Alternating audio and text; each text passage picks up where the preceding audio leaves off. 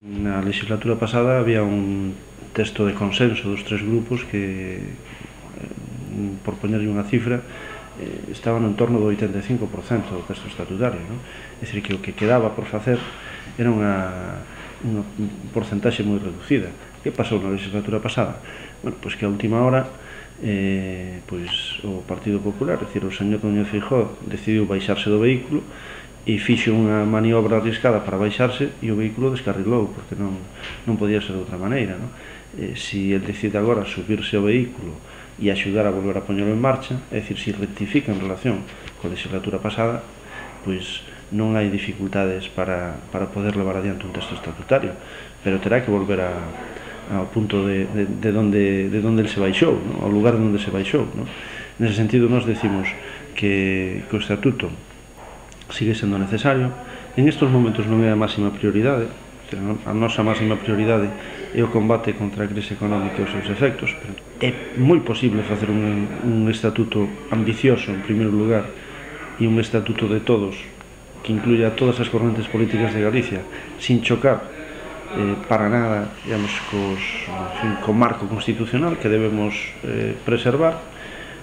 Sin duda, unha sentencia do Tribunal Constitucional pois pode axudar a aclarar algúns aspectos. Eu creo que non había nada sustancial nos debates do Estatuto de Autonomía que tuveran que ver coa súa constitucionalidade. Isto era un simple pretexto do Partido Popular para non dar o seu aval ao texto. Neste sentido, pois eu creo que se cambia de actitude o Partido Popular, pois nesta legislatura é posible.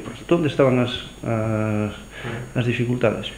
Unha era a lingua e outra era a definición de Galicia.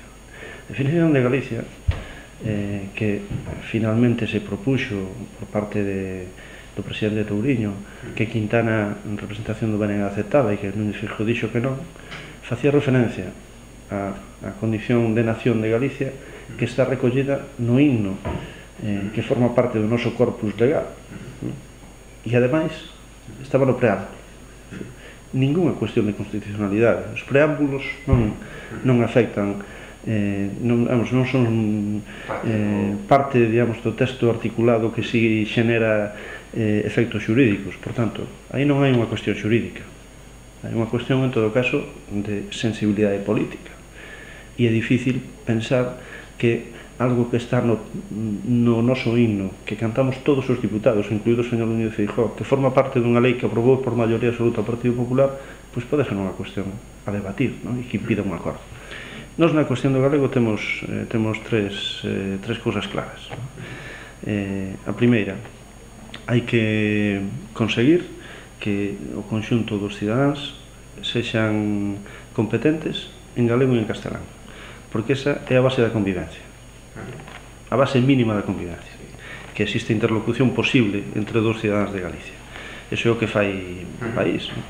En segundo lugar, hai un mandato constitucional, estatutario e da Lei de Normalización Lingüística que insta, digamos, a protexer ese patrimonio único en Galicia, que é o galego, que é un patrimonio único de Galicia, e a protexelo como unha lingua útil socialmente.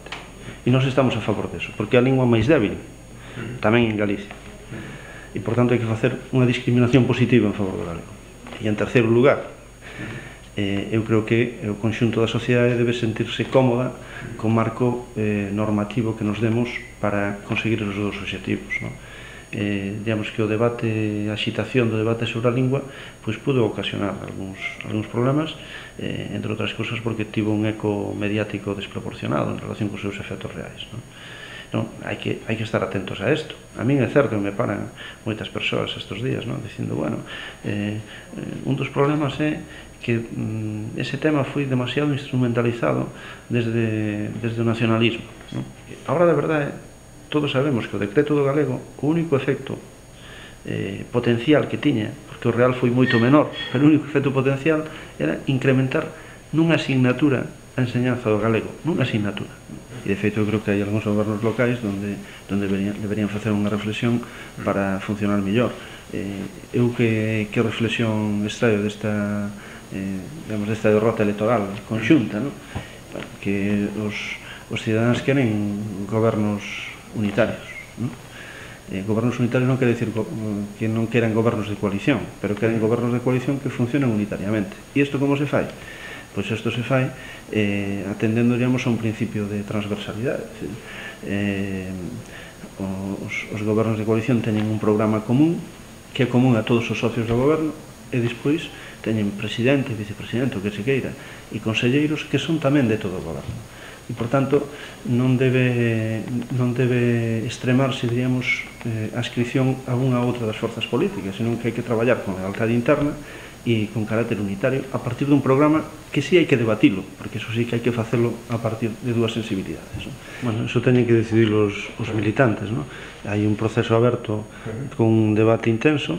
Manuel Vázquez está primeiro ten a experiencia como militante institucional, como alcalde, como conselleiro, etc., que o capacita para aspirar a liderar un partido.